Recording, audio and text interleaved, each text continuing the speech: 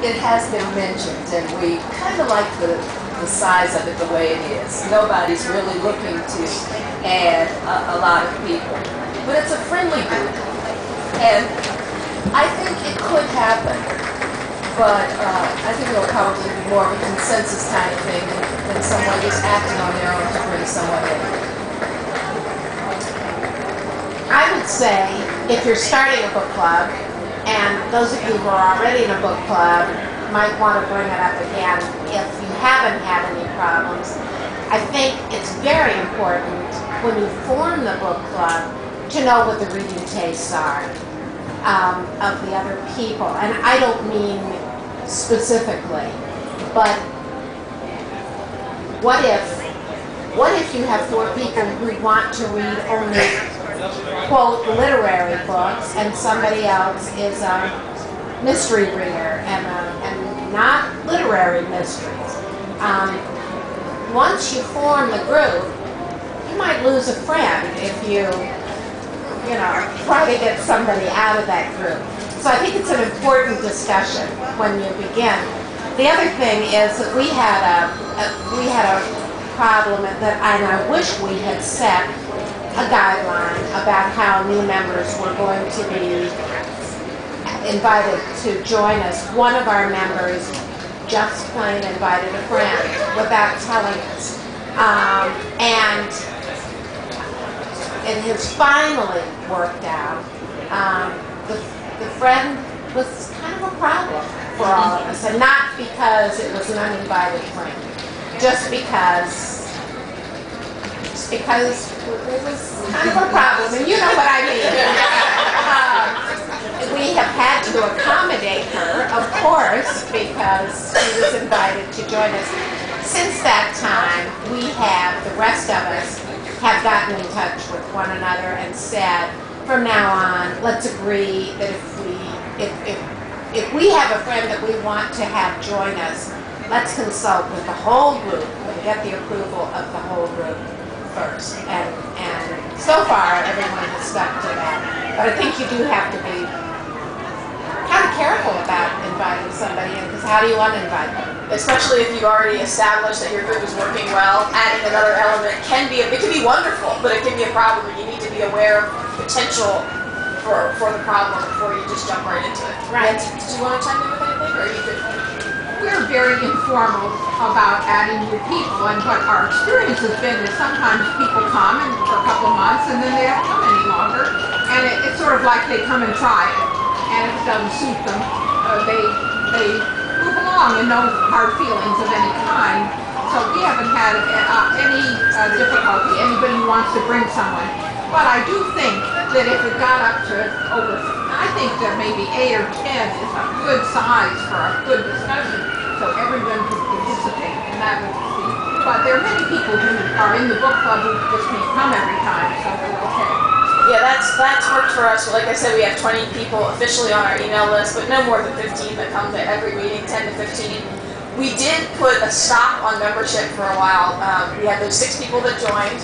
And actually, Amy over here is in my book club. She just came in. So she was one of our new members. And after we got the 6, we said, okay, for a while, we're not going to let anybody else join. We're going to get used to this group, see how we all work together, make sure there's not an issue. And one suggestion I would make is maybe a rule that you're allowed to bring a friend for a one-time visit. And that way they can get to know you and you can get to know them, and that's the rule. It's a one-time visit. And then if the club says later, hey, we really like your friend, she's really great, or he, whatever that is, that maybe that person can be invited back. But something to consider before, saying, I'm in this great club, don't you want to come? We all do that. We all are so excited about what we love about our clubs. Another thing that can be controversial is, how do you choose your books? What do you do to make sure that everyone feels like they have an input and deals with the issue that Natalie mentioned? Everybody likes different things. In our club, and I'll get input from everybody as well, our club, we didn't have any rules at the beginning. Everybody took 1 month out of the year. There was like 6 or 7 of us at the beginning. We took 1 month, picked what we wanted. That was it, simple. As the club got bigger, it got to the point where you were only getting a turn every year and a half, and that wasn't exactly a lot of fun. So what we do now, we have this whole complicated voting system, and I like it because I'm like that. I've got the Excel file and I add all the things in. It's great. But what we do is everyone in the club can nominate a book. We do this 4 times a year, so we're choosing 3 months at a time. Everybody can nominate. Everybody can vote. As long as you've been a member for a few months, you're eligible. And we take the top 3, and those are our next 3 months worth of books. So even if you didn't nominate, you still got an input over, you know, what's being chosen. And I think it's working out really well. We've done it for about 6 or 8 months now. It's turning out well. You think so? Yes. All right, so that's what we do. And I think it changes too depending on the size of the club. So, Cheryl, how do you choose yours? Well, you actually sort of said, yes. Yeah, sorry. yes. Our president has been doing it for the last few months. And prior to that, I think whoever was hosting at their home got a chance to select the next book.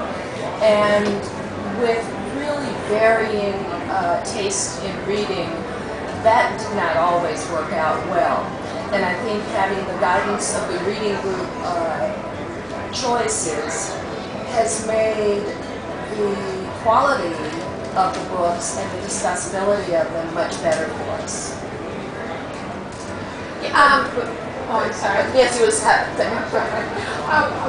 My group uses a system similar to Heather's, but we meet once a year for a potluck dinner. This is on one social occasion. We come early for the dinner, and then each person nominates 1 or 2 books and talks about them and gives reviews of them and kind of tells them or tells us why they wanted them. And then we have a complicated voting system, which I'm not sure I always understand, but it means that everybody has a chance to nominate, and if people can't be there, they send those of us who are there their choices, and I think it has worked out very well. So we then choose for the whole year, even the summer we go through the summer. We do exactly the same thing. That could have been written by my club. We meet in October, I don't know why, but just for dinner. We don't discuss a book that night, but we all bring our recommendations for the next year and try to sell them. And then I volunteer always, because I'm the ex-library person, to look at the library catalog from home and find out how many copies there are available of the book in the library, to find out if it's out of print on a database at the library, because if it's out of print, if it's an oldie but goodie and you can't get copies of it, you're stuck. To check on that, and so I then send out an email the next day to everybody with the titles we picked. And also, as you know, if you're getting your books from the library and they're on reserve because they're the hottest new thing, you're not going to be able to get them in 4 months. So what we do, say you pick a hot new book at the October meeting, you schedule it for September, hoping that it's going to be off the reserve list. Of course, you never can know what book is going to be made into a movie, and you're not going to be able to get it, but you can, home book clubs can go with the tide. Can we, Heather, talk about how to choose a book? Yes, we have. Okay. Yeah. Yeah. And I don't mean the physical choosing of it, I mean the mental part of it. This is what I think is most often helpful to book club people. Do you have trouble knowing if a book is going to be discussable? Yeah. I mean, have you picked some stickers that all you could say at the meeting was, "Gosh, I like that book," or, "You know, I just didn't like that so much." And, you know, You need to be able to say more than, "Oh, this book was fun," or, "Oh, I hated it." There has to be some sort of content. It doesn't have to be literary. To chew on. Right. There has to be something Any that you can genre talk about. you can do it with. Like, And let me tell you the specifics of how I train book discussion leaders to pick discussable books. It's just sometimes you just got an instinct and you'll go with that. But there are some ways to know if a book is going to be a discussable book. Now, you probably haven't read it before. We require in libraries that the book discussion leader, of course, reads a book before picking it, just to make sure. I mean, that's the library's, the library's responsibility is to not pick a lemon, though you will sometimes. But just because a book was a good read, just because you